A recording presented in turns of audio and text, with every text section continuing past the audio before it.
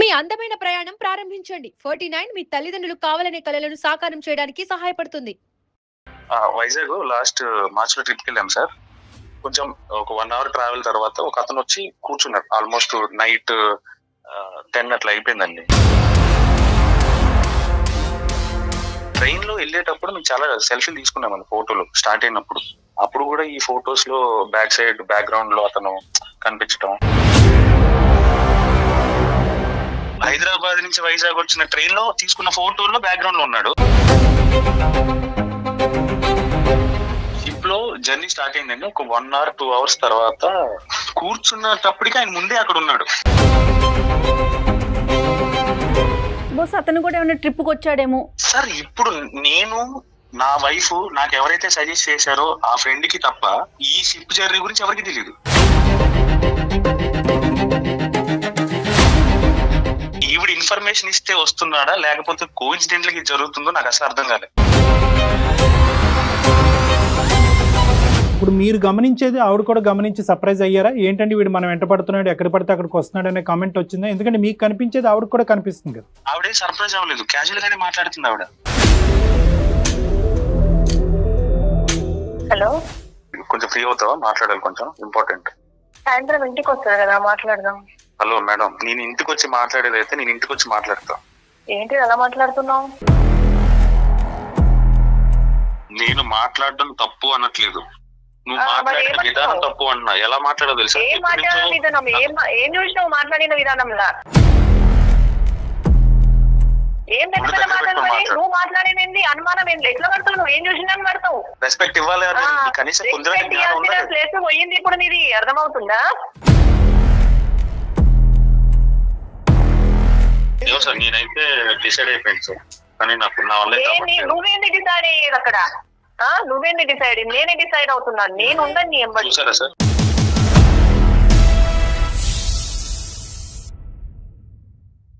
అవిస్ hospital సమర్పించు అందమైన జీవితం కార్యక్రమానికి స్వాగతం. నమస్తే కళ్యాణ్ చక్రవర్తి గారు. శంకర్ అని మనకు ఒక అతను మెయిల్ చేశాడండి. వైఫ్ అండ్ హస్బెండ్ మధ్య ఇష్యూ అండి. అది ఎక్కడ దాకా అంటే ఇద్దరం విడిపోదాం, ఎవరు బతుకు వాళ్ళు బతుకుదాం అనే దాకా వెళ్ళిందట. సో మనకి మెయిల్ పెట్టాడు. నేను ఒకసారి మీతో మాట్లాడేస్తానని చెప్పాను షోలో. హలో హలో, శంకర్ గారండి? అవునండి, నేను జయానండి, అందమైన జీవితం ప్రోగ్రామ్ నుంచి కాల్ చేస్తా ఉన్నాను. నమస్తే అండి. నమస్తే అండి. నమస్తే. నాతో పాటు డాక్టర్ కళ్యాణ్ చక్రవర్తి గారు కూడా ఉన్నారు. మీ మెయిల్ చెప్పాను, నేను బ్రీఫ్ గా చెప్పానండి డాక్టర్ గారికి. ఒక్కసారి మాట్లాడతారా? నమస్తే సార్. నమస్తే శంకర్ గారు. మీకు మ్యారేజ్ ఎంతకాలం అయింది? పిల్లలు ఏమైనా ఉన్నారా? చెప్పండి. మ్యారేజ్ అయ్యి 4 years అయింది సార్. ఓకే. ఒక 3 years బాబు ఉన్నాడు. 3 years బాబు. ఏం చేస్తుంటారండి మీరు? నేను సెల్ఫ్ ఎంప్లాయిడ్ అండి, నేను బిజినెస్ చేస్తాను. Okay, business. మీ వైఫ్ అండి? మా వైఫ్ హౌస్ వైఫ్ అండి. రైట్, ఓకే అండి. వైజాగ్ లాస్ట్ మార్చ్ లో ట్రిప్ కి వెళ్ళాం సార్. ఆ వైజాగ్ ట్రిప్ లో మాత్రం నాకు బాగా విరక్తి వచ్చేసింది ఆవిడ బిహేవియర్. అంటే మా వైఫ్ చాలా అందంగా ఉంటుంది, నేనే ఆవిడని ఇష్టపడి ఇంట్లో మాట్లాడి నేనే చేసుకున్నాను సార్. కాకపోతే ఆవిడ బిహేవియర్ అంటే ఇంట్లో ఉన్నప్పుడు కూడా కొంచెం అంటే ఫోన్ కాల్స్ కొంచెం సీక్రెట్ గా మాట్లాడటం లాంటివి నాకు అనిపించాయి. ఏది ఇవన్నీ ట్రిప్ కు ముందు చెప్తున్నారు మీరు? ఆ ట్రిప్ కు ముందు జరిగిందండి. అప్పుడు సర్లే ఓకే, మేబీ ఇంట్లో వాళ్ళైనా ఉండొచ్చు అని నేను లైట్ తీసుకున్నాను. ట్రిప్ కి వెళ్ళినప్పుడు మాత్రం ఆవిడ బిహేవియర్ మాత్రం కంప్లీట్ చేంజ్ అయిపోయిందండి. కంప్లీట్ చేంజ్ అయిపోయిందంటే కంప్లీట్ ఇంకా ఆవిడ బయట పడిపోయింది. హైదరాబాద్ లో మేము వైజాగ్ స్టార్ట్ అయ్యాము. స్టార్ట్ అయిన తర్వాత కొంచెం ఒక 1 అవర్ ట్రావెల్ తర్వాత ఒక అతను వచ్చి కూర్చున్నాడు. ఆల్మోస్ట్ నైట్ 10 అట్లా అయిపోయిందండి. ఓకే. నాది అప్పర్ బెర్త్. నేను పైకి వెళ్ళి పడుకుంటున్నాను, ఇంకా పడుకోలేదు, నిద్రపోలేదు. చూస్తూ ఉన్నాయండి. చూస్తూ ఉంటే అతను వచ్చాడు, మాటలు కలిపాడు, అంతా బానే ఉంది, మాట్లాడుకుంటున్నారు ఇద్దరు. నా వైఫ్ కూడా బాగానే ఎంత పాజిటివ్ గా రెస్పాండ్ అవుతుందంటే అంత పాజిటివ్ గా రెస్పాండ్ అవుతుంది.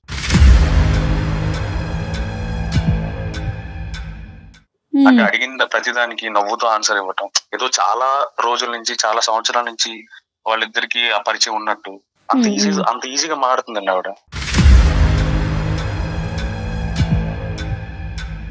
పైనుంచి చూస్తున్నా, నన్ను అబ్జర్వ్ చేస్తుంది కానీ నేను పడుకున్నానేమో, నిద్రపోయి ఉంటానేమో అని అనుకున్నా ఆవిడ. బట్ సడన్ గా నేను చూసేసరికి మళ్ళీ ఆ మాట్లాడడం తగ్గించింది. మీకు ఎందుకు అన్నట్టు మళ్ళీ బిహేవియర్ మళ్ళీ మారిపోయింది. ఓకే. ట్రైన్ లో వెళ్ళేటప్పుడు మేము చాలా సెల్ఫీలు తీసుకున్నామండి ఫోటోలు స్టార్ట్ అయినప్పుడు. అప్పుడు కూడా ఈ ఫొటోస్ లో బ్యాక్ సైడ్ బ్యాక్గ్రౌండ్ లో అతను కనిపించడం. బాబుని కూడా తీసుకెళ్లారా, మీ ఇద్దరే వెళ్ళారండి? బాబుని కూడా తీసుకెళ్ళామండి. బాబు నా దగ్గరే ఉన్నాడు. సో ఇతను మధ్యదారిలో స్టేషన్ లో ఎక్కడం కాదు, ఇతను వేరే చాటు ఉన్నాడు, మీరు పడుకున్నారని తెలిసేటప్పటికి మీ వైఫ్ దగ్గరికి వచ్చి లోవర్ బర్త్ దగ్గర కూర్చున్నాడు. అవునండి, అంతే కదా మీరు చెప్పొచ్చేది? అంతేనండి. సో మాతో పాటు ఇతను ఎక్కలేదు, బట్ ట్రైన్ లో తీసుకున్న సెల్ఫీస్ లో మాత్రం బ్యాక్గ్రౌండ్ లో ఉన్నాడు ఈయన. మేబీ అతను అక్కడే అబ్జర్వ్ చేశాడో లేకపోతే ముందే అబ్జర్వ్ చేశాడో నాకు తెలియదు. మీ సెల్ఫీలు తీసుకున్న సెల్ఫీలో మాత్రం ఈయన ఉన్నాడు. ఏం మాట్లాడుకుంటున్నారండి? అంటే ఎంతో కొంత మీకు వినిపించి ఉంటుంది కదా, వాళ్ళిద్దరి మధ్యన సంభాషణ ఏంటి? అంత ఫెమిలియర్ టాపిక్స్ ఏముంటాయి వాళ్ళకి? ఎక్కడి నుంచి స్టార్ట్ అయ్యారు అంటే, ఐ మీన్ జనరల్ గా ఫ్యామిలీ ట్రిప్, ఈయన ఎవరు, మీ హస్బెండ్, ఇలాంటి క్యాజువల్ గానే అడుగుతున్నాడు ఆయన.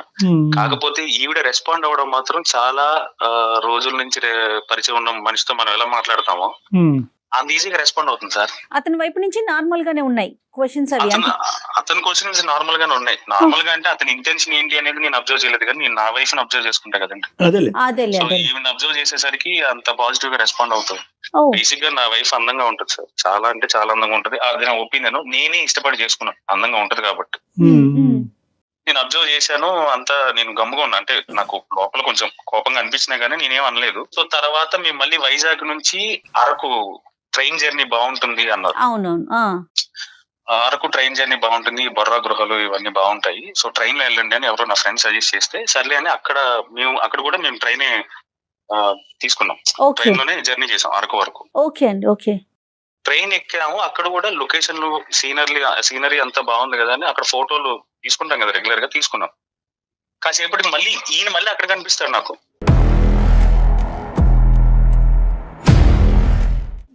మీకు ఫోటోల్లోనే కనిపిస్తున్నాడు ఈ మనిషి, డైరెక్ట్ కనిపించట్లేదా?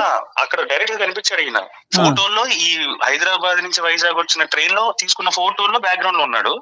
ఇక డైరెక్ట్ ఉన్నాడు ఈయన, నా కళ్ళ ముందే ఉన్నాడు. బస్ అతను కూడా ఏమైనా ట్రిప్ కి వచ్చాడేమో. ఓకే, తర్వాత ఏమైందండి? వచ్చుండొచ్చండి, అతను ఒక్కడే వచ్చుండొచ్చు లేదా ఎవరితోనో వచ్చుండొచ్చు, నాకు తెలియదు. వచ్చాడు మళ్ళీ సేమ్ ఎక్కడికి, అరకు వరకా అంటాడు. ఈ ట్రైన్ అరకు కాక ఇంకెక్కడికి వెళ్తుంది అని ఈవిడ రెస్పాండ్ అవుతుంది అలా. అంటే పక్కన నేను ఉన్నాను కదండి, పక్కనే ఉన్నాను కదా, రాత్రి అంటే పడుకొని ఉన్నాను, సో కొంచెం పాజిటివ్ గా రెస్పాండ్ అయి ఉండొచ్చు. ఇప్పుడు నేను పక్కనే ఉన్నాను కాబట్టి ఇలా రెస్పాండ్ అవుతుంది ఇవిడ.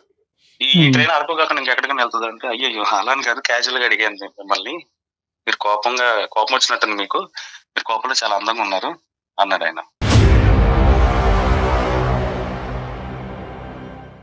అంటే మీరు పక్కన ఉండగానే ఈ మాటల?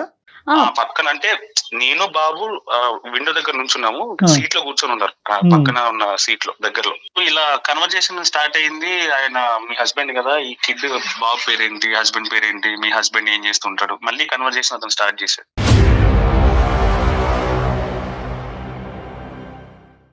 సరే మేము అరకు రీచ్ అయిపోయాము. రీచ్ అయిపోయిన తర్వాత ఒక చోట స్టే తీసుకున్నామండి, ఒక రూమ్ తీసుకొని.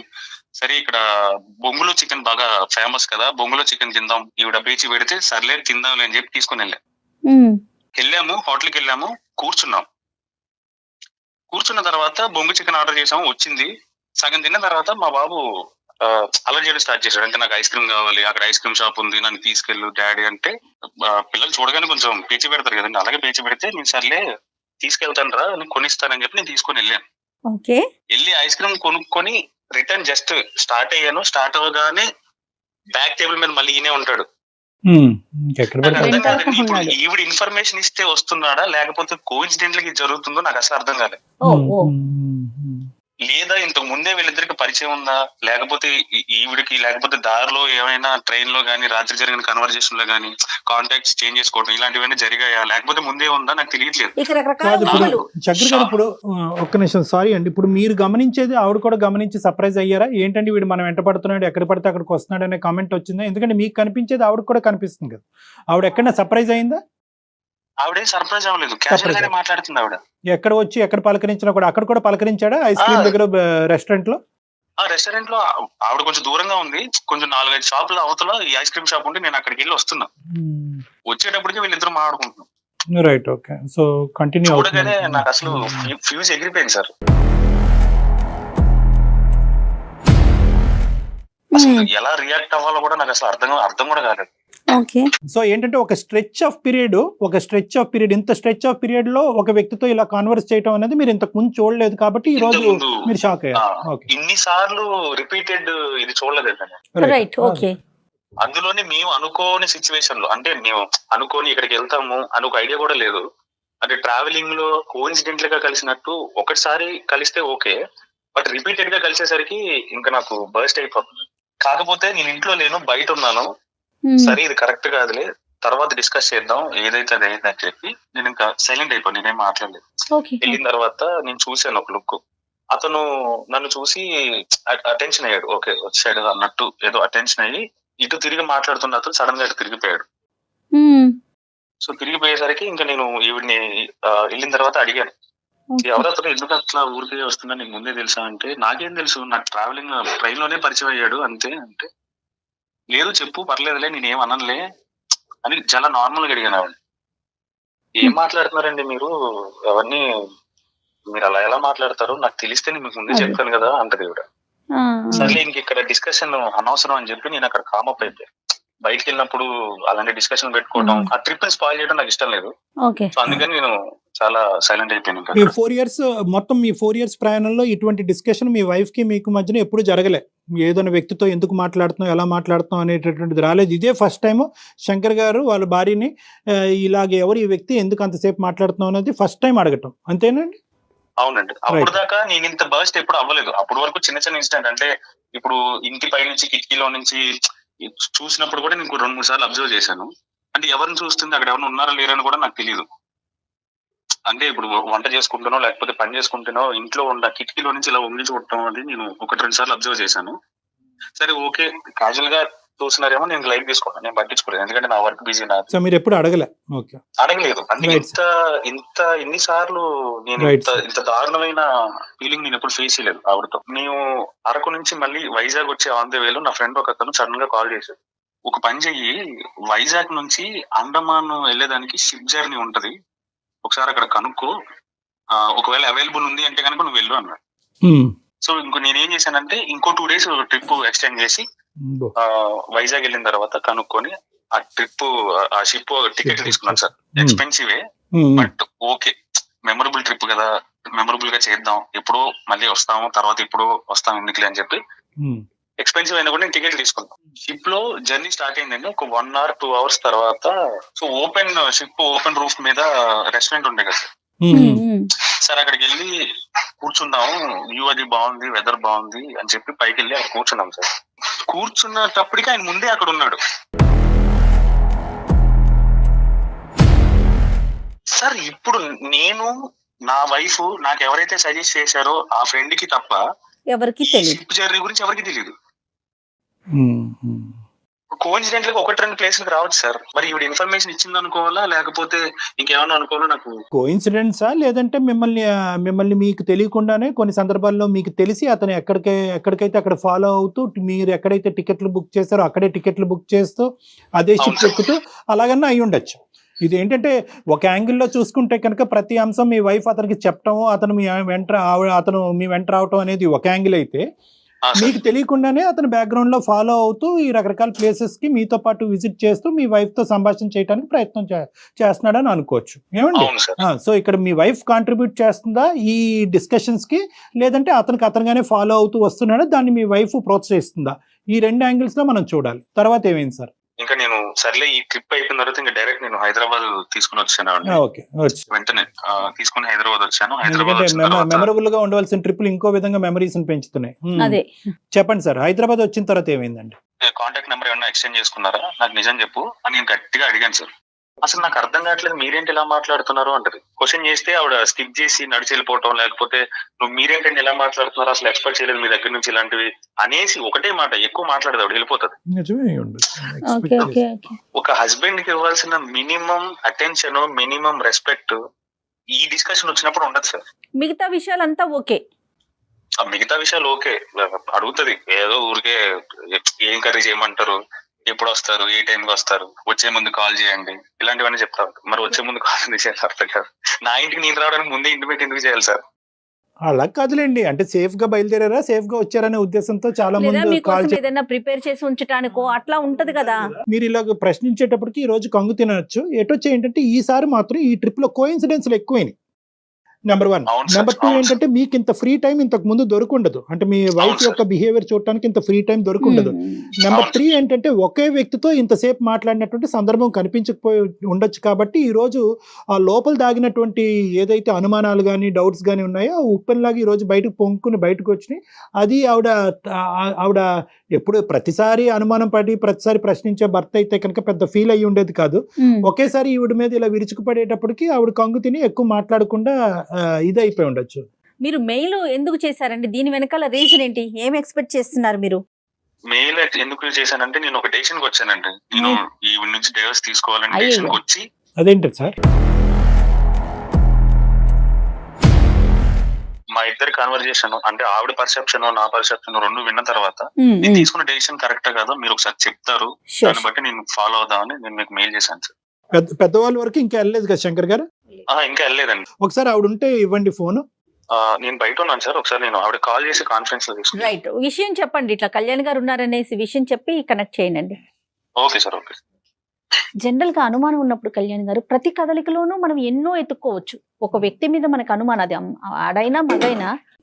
అంటే ఏంటంటే ఇలాంటి సమయాల్లో ఏమవుతుందంటే మేడం రామాన్న బూతులాగే అనిపిస్తుంది ఇక్కడ. కాబట్టి ఒకటి అమ్మాయి షాక్ అయ్యి ఉంటది. ఇప్పటి వరకు ప్రశ్నించిన 4 years లో ప్రశ్నించిన భర్త ఇప్పుడు ఎందుకు ప్రశ్నిస్తున్నాడు? Okay okay. హలో హలో, ఏం చేస్తున్నావు?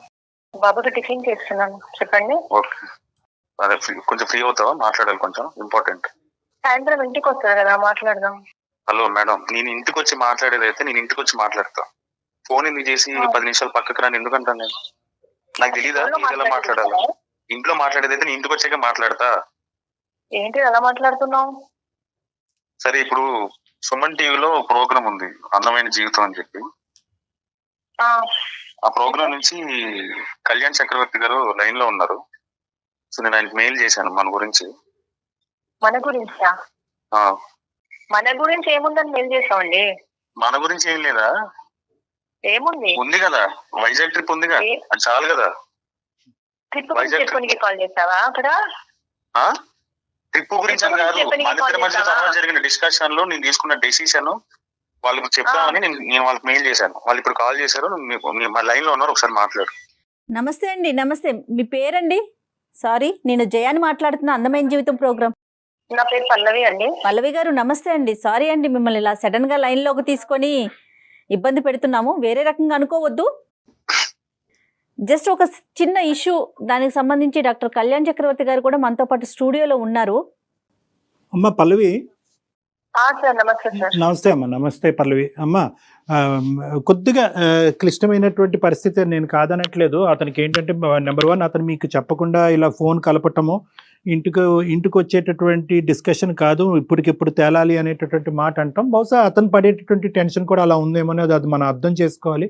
ఇప్పుడు ఆ వివరం మీరు చెప్తేనమ్మా అసలు ఇది ఏ విధంగా ప్రొసీడ్ అవ్వచ్చు, సో దట్ ఈ ఇష్యూ ఇక్కడ క్లోజ్ చేసి మీరు హ్యాపీగా ముందుకెళ్ళడానికి అవకాశం ఉందా లేదా అనేది మనం ఆలోచించవచ్చు. ఆ ఇష్యూ ఏంటనేది మీకు తెలుసు కదా? అవును తెలుసు సార్. ఏమైందమ్మా పల్లవి? నార్మల్ ట్రిప్ కి వెళ్ళాము కదా సార్, అందులో విషయం ఏముంటుంది? అంతే కరెక్ట్. ట్రిప్ కి వెళ్తే విషయం ఏముంటుంది? ట్రిప్ కి వెళ్ళానంటాను. ట్రిప్ కి వచ్చిన మనిషి గురించి చెప్పు. ట్రిప్ కి ఎవరెవరు వెళ్ళారు, ఎవరు జాయిన్ అయ్యారు, అది కూడా చెప్పు. అంటే ఏమంటున్నారు? ట్రిప్ కి ఎవరెవరు స్టార్ట్ అయ్యాం, నువ్వు నేను కదా స్టార్ట్ అయ్యాం. తర్వాత వచ్చి ఎవరు జాయిన్ అయ్యారు దారిలో, అది కూడా చెప్పు. అది ఎందుకు చెప్పట్లేదు? ఎవరు జాయిన్ అయ్యారండి? జర్నీ అన్నప్పుడు ఎవరో పక్కన ఉంటారు, వాళ్ళని జాయిన్ చేస్తారు ఏంటిది? ఇక్కడి నుంచి వైజాగ్ వెళ్ళారు, అరకు కూడా అతను వచ్చాడంటే సరే, ఇక్కడ హైదరాబాద్ టు అరకు అతను కూడా అదే టికెట్ బుక్ చేసుకున్నాడు అని అనుకోవచ్చు.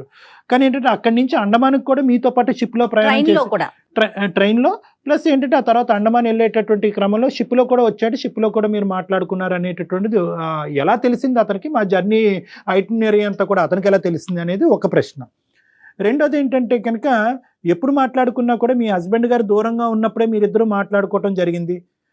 తర్వాత అతను పై బర్త్లో పడుకున్నప్పుడు కానీ లేదంటే హోటల్లో బాబుతో పాటు దూరంగా ఉన్నప్పుడు కానీ షిప్లో డెక్ మీద అతను దూరంగా ఉన్నప్పుడు మీరిద్దరు సంభాషించుకోవటం ఏంటంటే మీరు ఎక్కడ కూర్చుంటే అక్కడ మీ వెనకాలే కనిపిస్తూ ఉంటే సహజంగా ఎవరికైనా అనుమానం వస్తుంది కదా, ఆ ప్లేస్ లో మీరున్నా మీకు కూడా అలానే అనిపిస్తుంది కదా. వస్తుంది మేడం, జర్నీ అన్నప్పుడు అందరితో వెళ్తారు వస్తారు, అతను అనుమానం పడుతుంటే ఎలా? అంటే జర్నీ అన్నప్పుడు పక్కన వెళ్తూ మాట్లాడుకోమా మనము. కరెక్టే మాట్లాడుకుంటాం. తప్ప అది అలా మాట్లాడము తప్పు కదా. నేను ఆలోచించుకుంటే నేను మాట్లాడడం తప్పు అనట్లేదు, నువ్వు మాట్లాడిన విధానం తప్పు అన్నా. ఎలా మాట్లాడో తెలుసా? ఏం మాట్లాడిన విధానం, ఏం చూసినావు మాట్లాడిన విధానంలా? ఎప్పటి నుంచో పరిచయం ఉన్న మనిషితో ఎలా మాట్లాడతారో అలా మాట్లాడావు. నేను అది అడుగుతున్నాను నేను. అవునా, నీకు అలా అనిపించవచ్చు, నీ ఆలోచనలు అలా ఉన్నాయి. నా ఆలోచన అలా ఏం లేదు, నీ పనులు అలా ఉన్నాయి. ఇంట్లో దాకా మాట్లాడే విషయానికి కథలాగా తీసుకెళ్తావా? అట్లాగే ఎవరు తీసుకెళ్లారు? తీసుకెళ్ళేదాకా ఎందాక తీసుకెళ్ళినావు మరి నువ్వు? ఎందాక తీసుకెళ్ళినావు? పల్లవి గారు కోఇన్సిడెన్స్ అయ్యి ఉండొచ్చు. పల్లవి గారు ఇక్కడ ఏంటంటే ఒకటమ్మా, మీరు దయచేసి అర్థం లేదు చేసుకోండి. సార్ లేదు, మీరే చెప్పండి. పరిచయం ఉన్నప్పుడు ఎవరన్నా మాట్లాడుకుంటా చేసుకుంటారు, అతను ఆలోచించుకొని తనకు ఏదో ఆలోచనలు చెడు ఆలోచనలు అబ్సల్యూట్లీ ఇలా చేస్తాడు అతను. వినండి పల్లవి గారు, ఒక్క నిమిషం వినండి, నేను చెప్పేది వినండి.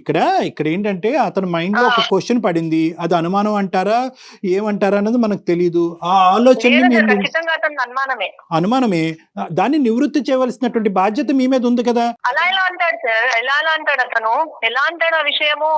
సిగ్గు ఉండాలి కదా. అతను ఏమి అనట్లేదు. ఎలా అంటాడు అతను? నువ్వు సిగ్గు గిగ్గు అని పెద్ద పెద్ద మాటలు మాట్లాడు. ఏం పెద్ద పెద్ద మాటలు? నువ్వు మాట్లాడేది అనుమానం ఏంటి? ఎట్లా పడతావు? నువ్వు ఏం చూసినా పడతావు. నేను మొగుండన్న జ్ఞానం అతను వచ్చాడు ఉందా లేదా? అసలు జ్ఞానం ఉందా లేదా? మొగుడు ఉన్నాడు, కనీసం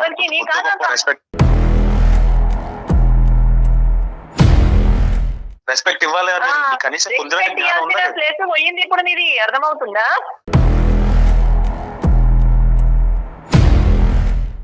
ఏ రోజైతే నువ్వు అనుమానం పడుతున్నావు, ఎక్స్పర్ట్ ఇక్కడ పక్కనే జరిగింది. ఇప్పుడు జరగాలి నాకు జరగాల్సింది.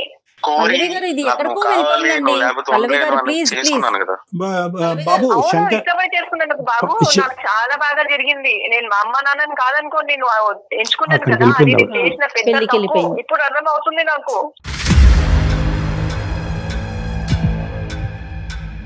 శంకర్ సార్ చెప్పండి సార్. ఇలా అయితే కనుక మనం ఏం కంక్లూజన్ కి వస్తాము?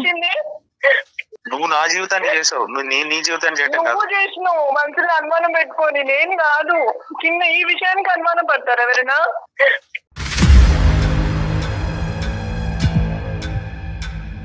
సమస్య వచ్చినప్పుడు దానికి పరిష్కారం చేసుకోవాలి కదా. ఏంటి చెప్పండి అమ్మా. ఒకటి అమ్మా పల్లవి, ఇది అనుమానమే, ఓకే అనుకో కాసేపు, కానీ ఇది ఇప్పుడు నేను అందరినీ తను అనుకుని మా పేరెంట్స్ ని అందరిని వద్దుకొని తన నమ్మి నేను వచ్చాను. కరెక్టే కానీ అమ్మ 4 సంవత్సరాలు నువ్వు నమ్మి వచ్చినందుకు అతను బాగా చూసుకున్నాడు, నువ్వు బానే ఉన్నావు. ఈ సంఘటన జరిగేంత వరకు మీరిద్దరు చాలా అన్యోన్యంగా హ్యాపీగానే ఉన్నారు. చక్కగా ఒక బాబు. ఇక్కడ ఒకే ఇష్యూ నువ్వు కూడా గుర్తు పెట్టుకోవాల్సింది ఏంటంటే 100 సార్లు అనుమానం అనొద్దు. ఈ 4 సంవత్సరాలు కూడా అతను నిన్ను పల్లెత్తు మాట అనలేదు, నీ వైపు వేలెత్తి చూపెట్టలేదు. మేమెవరు కూడా ఇది అనుమానం అనట్లేదు. ఇది ఒక ఆలోచన అతని మైండ్ లో వచ్చింది. ఆ ఆలోచన నివృత్తి చేయవలసినటువంటి బాధ్యత మీ మీద ఉంది. చెప్పాలి అనుకుంటే చెప్పచ్చు, వద్దు అనుకుంటే ఇక్కడతో ఆగిపోవచ్చు. అమ్మా ఎక్కడికో తీసుకెళ్ళటం కాదు, వాస్తవానికి డివోర్స్ అనే పదం కూడా అతని నోట్లోంచి వస్తే అతని నోటికి మేము బ్రేక్స్ వేసి నీకు ఫోన్ కల్పించాం. మేము మంచి చేయడానికి ఎప్పుడు క్వశ్చన్ రానటువంటి నీ భర్త ఈ రోజు క్వశ్చన్ చేసినప్పుడు విడమర్చి చెప్పేసేయండి. ఏం సంభాషించుకున్నారు, అతను ఎందుకు వచ్చేవాడు, ఎక్కడెక్కడ ఏమేమి మాట్లాడుకున్నారో అది చెప్పేసి క్లోజ్ చేసేసేయండి. అయిపోయి అది అతను నాతో ముందే పరిచయం ఉంటే ఇంటి దాకా రావాల్సింది, నేనేదో అతనికి నెంబర్ ఇవ్వాల్సింది, కంటిన్యూగా మేము మాట్లాడుకోవడం జరగాల్సింది. అతను ఏముంది ఇక్కడ అసలు? కరెక్టే నిజంగా ఆ దురుద్దేశం మీకు ఉంటే కనుక ఇవన్నీ జరుగుతాయి. ఆ మనిషి మనకి ఏదో ఒక రకంగా అయితే తనకు కనపడాలి కదా. ఆ జన్ని మాటకే కనపడి వెళ్ళిపోవడం ఎలా చెప్పండి? అవును అంటే ఇంటికి రప్పించే ప్లాన్ కూడా ఉందన్నమాట. అయితే అరే మీరు మళ్ళీ ఎక్కడికో వెళ్తున్నారండి. అదే ఉంటుంది నీకు. శంకర్ శంకర్ శంకర్ అది కాదు శంకర్, అది ఇప్పుడు చూసారా మీరు ఇప్పుడు మాట్లాడుకున్న మాటకి ఇంత పెద్దగా ఇప్పుడు ఆ చేస్తున్నావు. అమ్మాయిని మనం సానుకూలంగా ఫ్లెక్సిబుల్ గా అమ్మాయి చేత సమాధానం చెప్పించాలని అనుకునేటప్పటికి మీరు ఒక నెగిటివ్ గా మీరు మాట్లాడుతున్నారా? నెగిటివ్ గా ఏంటంటే లేదు ఇంటి సార్, వరకు వచ్చే మీరందరూ అనుమానిస్తున్నారా సార్? నేను ఏదో నెంబర్ ఇచ్చానని అనుకుంటున్నారా? చెప్పండి. ఒక అమ్మ ఒక ఆడపిల్లని అలాగా తెలివి తక్కువగా ఒక ఆధారం లేకుండా మేము అలా పరువు తీసేటటువంటి స్టేజ్ కాదమ్మా ఇది. దయచేసి వినండి. ఇక్కడ ఏంటంటే అతను అలానే మాట్లాడుతున్నారు కదండి, విన్నారు కదా మీరు? కాదమ్మా, అక్కడ అమ్మ 2 అంశాలు. అలాగే మాట్లాడుతూ ఉండేవాడు 4 years బట్ అంటే అది వేరే విషయం. ఈ ఒక్క సంఘటనలోనే అలా మాట్లాడుతున్నప్పుడు మీరు ఏమనాలి? ఏంటంటే ఎప్పుడు ఆలోచించిన విధంగా ఇలా ఆలోచిస్తున్నారు, ఏబిసి అంతే అని చెప్పేసేయండి, అయిపోతుంది. నేను వెళ్ళిన దగ్గరికి అతను అనుకోకుండా వచ్చాడు సార్. అట్లా Okay. వచ్చినప్పుడు అతను ఏదో అక్కడ Agree. బొబ్బుల చికెన్ దొరుకుతుంది అన్నాడు సము. ఆ విషయంలో నేను అక్కడ మాట్లాడుతున్నాడు, అతను అక్కడనే నిల్చొని ఉన్నారు, పక్కనే ఉన్నారు కొంచెం డిస్టెన్స్ లో. అక్కడ మాట్లాడము. మళ్ళీ షిప్ లో వెళ్ళినాక కోయిన్సైడ్ గా మేమున్నాము, అతను వచ్చాడు, అరే మీరు కూడా ఇక్కడ అన్నారు. నేను కూడా అవును మీరు కూడా వచ్చారా అన్నాను. రైట్, అలాంటివి కొన్ని అనుకోకుండా జరిగిన విషయాలు సార్ ఇవి. అయిపోయింది. క్లియర్ కట్ గా అతనికి ఒకసారి చెప్పండి, ఈ ఇష్యూని క్లోజ్ చేసుకోండి. శంకర్ అప్పుడు శంకర్ని అడుగుదాం నమ్ముతాడా లేదా అనేది. ఇంకా నేను అసలు మాట్లాడదలుచుకోలేను సార్. నేను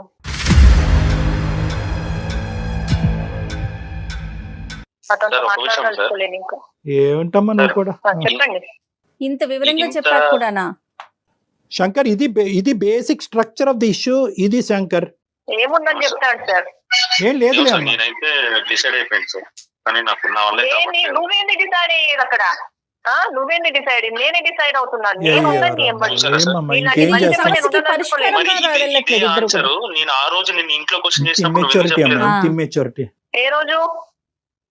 ఇదే ఆన్సర్ లో ఆ రోజు నేను ట్రిప్ కి వచ్చిన తర్వాత ఇంట్లో మన దగ్గర డిస్కషన్ అయినప్పుడు నేను క్వశ్చన్ చేసినప్పుడు సైలెంట్ గా నువ్వు ఎందుకు వెళ్ళిపోయావు? తప్పు చేసింది కాబట్టి సైలెంట్ గా ఉందని ఎలా అనుకుంటాం? నేను ఒక మనిషి మాట ఒక టోను విన్న తర్వాత బాగా అసెస్ చేయగలను అనేటటువంటి నమ్మకం నాకు ఉంది. మీకు ఒక బిడ్డ ఉన్నది, దయచేసి జీవితాన్ని బాబు ఉన్నాడు, బాబు ఉన్నాడు, దయచేసి ఈ చిన్న ఇది అతి చిన్న, ఇంతకంటే అతి చిన్న కారణం అంటూ ఏది లేదు. ఇంత భయంకరమైనటువంటి కారణాలకి మీరు విడాకులు తీసుకుంటే కనుక ప్రపంచంలో భార్యాభర్తలు ఎవరు కలిసి ఉండరు. అమ్మా తన పైన నాకు ఎలాంటి చెడు లేదు సార్. తను ఇదంతా ఆలోచన చేసుకుని నన్ను దూరం చేసుకుంటున్నాడు తప్ప తనంటే ఇష్టము గానీ ఇలా చేస్తున్నాడు సార్. అతను ఏదేదో ఆలోచించుకోవడం తప్పు కదా. నేను నిజంగా చెప్తున్నాను కదా, అదే చెప్పేది. నేను నిజంగా చెప్తున్నా, మనకి జరిగిన 4 డిస్కషన్ లో 5 డిస్కషన్ లో జరిగాయి కదా ట్రిప్ కి వచ్చిన తర్వాత.